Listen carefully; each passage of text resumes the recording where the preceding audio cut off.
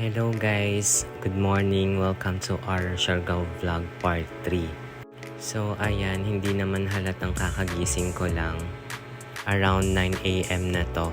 Siyempre pumarty tayo ng malala last night. Kaya late tayong nakagising today. And good morning Siargao. Ganda talaga ng bubungad sa umaga mo. Green. Nakaka-refresh ka agad sa mata.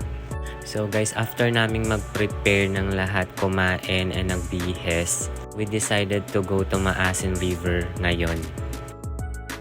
Para naman masulit yung trip na to, 'di ba? Kaya kahit pagod from last night, pa rin for today. And sayang naman yung motor kung hindi magamit. Rented until tomorrow. So ayun si Ron, tamang drive lang. Kami ni Mitch, tamang angkas lang.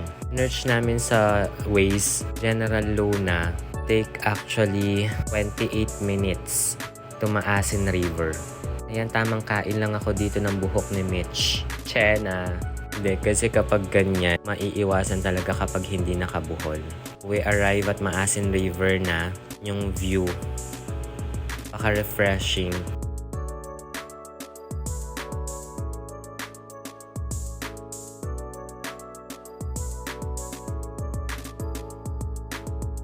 Ayan, 360 ko na naman kayo para makita nyo and of course yung paligid. Mga boat pala na yan is nire-rent. Entrance pala dito is 30 pesos per head. Tapos may mga tours silang ino-offer na hindi na namin in-avail.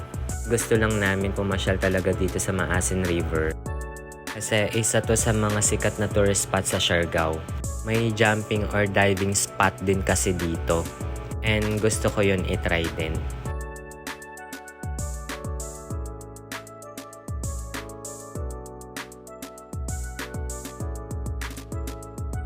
Ayan yung sikat na diving or jumping spot dito sa Maasin River. Yung parang merong nakalin na coconut tree before. As per local, ali na siya dahil sa bagyo. Kaya ginawa na lang nila ng ganyan. And as usual, mga foreigner na naman yung mga kasabayan natin dito. Sabi ko kay Mitch, videohan niya ako dito. Kasi before ako mag-jump, gusto ko munang i-check yung temp ng water. Para hindi mabigla yung katawan ko kung sobrang lamig man. Ayan, nung chinek ko siya, malamig nga yung water. Pero refreshing kasi sobrang init ng panahon ngayon.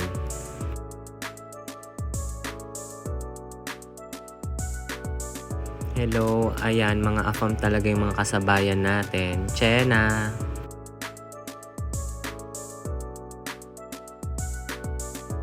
Ayan, after kong ma-check yung temperature ng water, tamang antay lang kami dito kasi marami pang nag-aantay mag-jump. Si Mitch and Ron walang balak mag-jump dito or maligo sa water. Ako lang talaga. Ayan, check ulit ng water. By this time, gusto ko nang mag-swimming. Try ko na kung sobrang lalim ba. Luckily talaga, natuto ako mag-swimming dahil dun sa PE namin before sa college. Mga simpleng swimming lang, yung hindi ka malulunod. Ganon.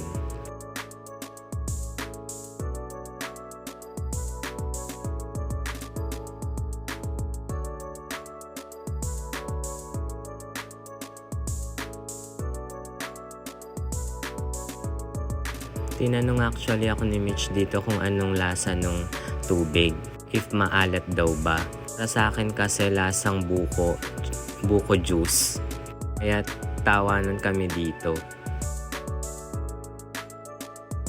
Eto na naman, tatalon na ako. This is it.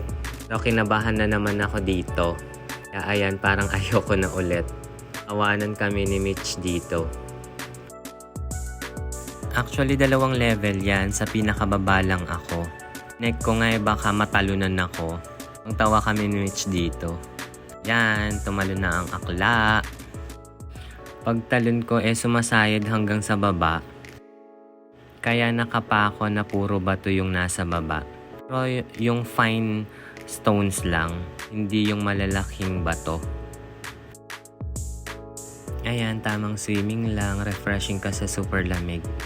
After this picture na lang kami ni Mitchay. Ayan, share lang namin.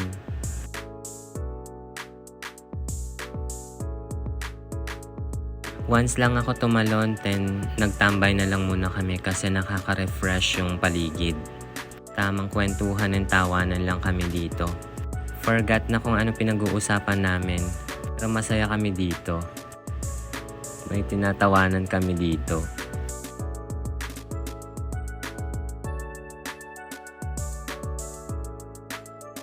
Ayan, tamang balik na kami. May other way pala sa exit. So parang dadaan kayo sa forest type.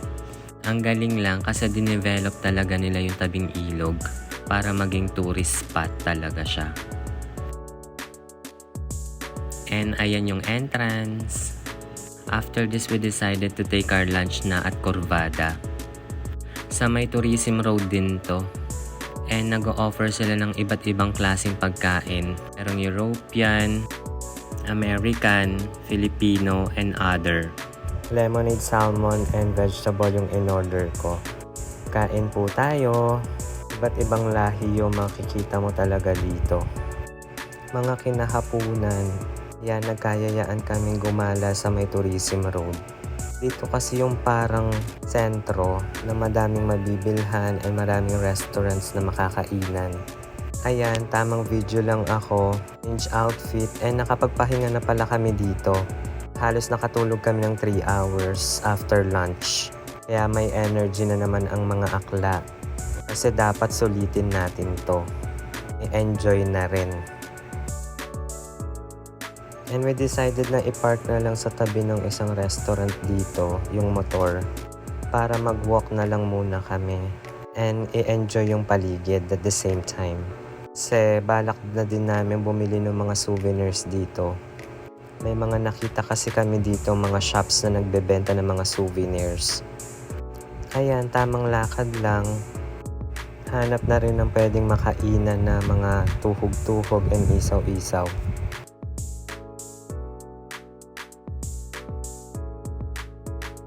Ayan, tripod na naman ang kamay ko. Tamang lakad lang with Ron and Michay. And kwentuhan na rin. Eto, tamang ini-enjoy ko lang yung paglalakad. Kasi mas gusto ko tong maglakad kaysa magmotor kami. Para naman masulit namin yung mga kikita namin sa daan. At the same time, pasyal na din. Parang na-remember ko dito na sinasabi ni Mitch, ba't daw kami naglakad, may motor naman. Sabi ko naman, para makita natin ng ayos yung mga nagtitinda sa side. Nakakita kami dito ng mga bracelets. Nakabili din kami here. I-end ko na dito yung vlog. Pauwi na rin kami dito, back to our accommodation. Once again, thank you so much for watching.